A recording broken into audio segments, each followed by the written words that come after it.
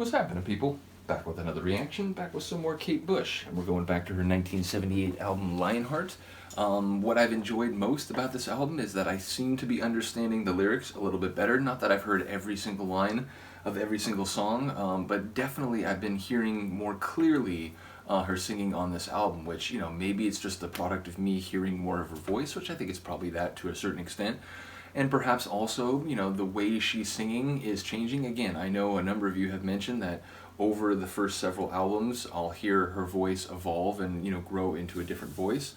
So maybe there's part of that as well. But either way, it is helpful. And, I've been able to pick up a few more lines as we go through. But we're up to a song which is very cleverly and very amusingly titled Don't Push Your Foot on the Heartbreak. And Heartbreak is spelled as in like a brake that you would use for your car, or like the verb of braking, which again, don't put your foot, push your foot, which, it's sort of reference or a metaphor in relation to driving.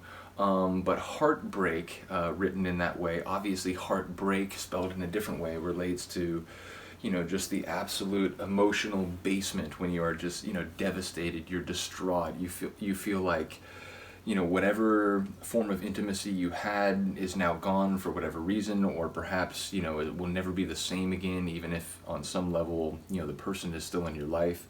And yeah, just that feeling of, having no emotional hope, even if, you continue to get up and go to work and go through your life, that feeling of just devastation. I think many people will know it. So using heartbreak, but switching it to don't push your foot on the heartbreak is interesting, right? Because like heartbreak as something that you could activate is not something you would want to do. So the declaration, don't push your foot on the heartbreak, would perhaps be said by someone who's in a vulnerable position to someone who perhaps, has one eye out the door of the relationship already. So yeah, it sounds maybe like it's a plea to a partner to not abandon the idea of this intimate connection they have. But once again, often with Kate Bush songs, as I've come to learn, even if it's a sort of motif or an idea that, gives a certain suggestion, there are often layers to it or aspects to it that either I wouldn't expect at all, or at the very least, I didn't realize they'd be running in that way. So yeah, ultimately the kick inside, I think, is like the best example of that so far, where it's like, okay, so like it's about raising a child and so on. It's like, oh, well, actually, it's a lot darker than that, and it's a lot, there's some details that once they're filled in, make the general sketch that I thought I understood a much different story. So I realize it will continue to be like that, surely. But again, that's what it makes me think of, someone who is hoping that the other person doesn't, exert their influence to cause heartbreak on the part of the narrator. So let's find out if it's anything like that. This is Kate Bush. The tune is Don't Push Your Foot on the Heartbreak, and it's from her 1978 album Lionheart.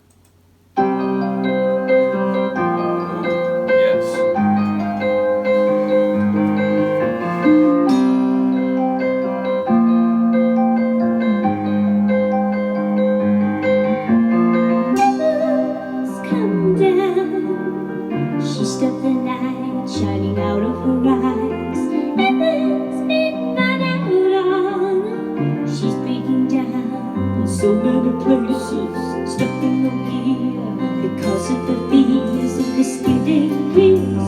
The skid of the wheels, she feels skidding wheels. The skid of the wheels, she feels skidding wheels. The skidding wheels. Her heart is brown, the big wheels the brown. She's no control.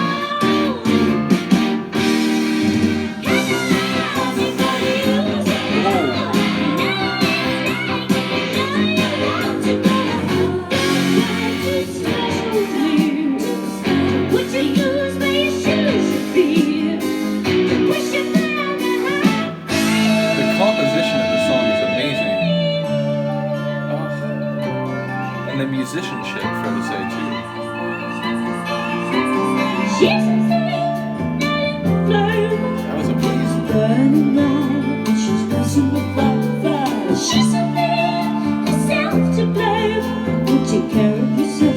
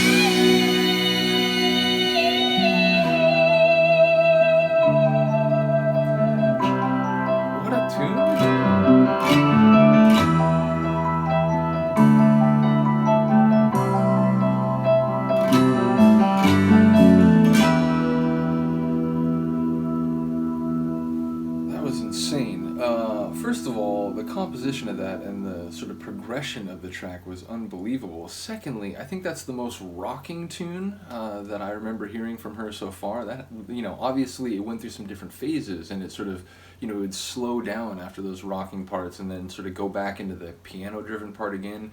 But the real sort of, big parts, which got like bigger every time with her vocal like explosion. Those were, again, the most, I think, rocking feel that I've had in any of her songs so far. I absolutely loved it. Instant favorite. But it's funny, though, that I was talking about, I'm hearing her voice better. In this case, it went kind of back to, I heard a few words here and there, but I didn't pick up most of the lines. So, yeah, it's a bit of an irony that I spent a minute explaining that I felt like I was beginning to understand her voice better. But, yeah, I'll listen to it again, do successive listens again. When I listen to it after this, I do it in headphones, and it is admittedly a little bit easier to pick up some of the subtleties of sound. But again, I know also a number of you will provide some excellent information, as you have continued to do, which I really do appreciate. Again, there's some different deep dives I'm doing where, like, there's fans of a particular group that, they comment enthusiastically, they provide great information, but the Kate Bush fandom is real and is legit and is passionate. So shout out to all of you. Yeah, just let me know what you think of the tune, either sonically or lyrically. I'll see you next time. Peace.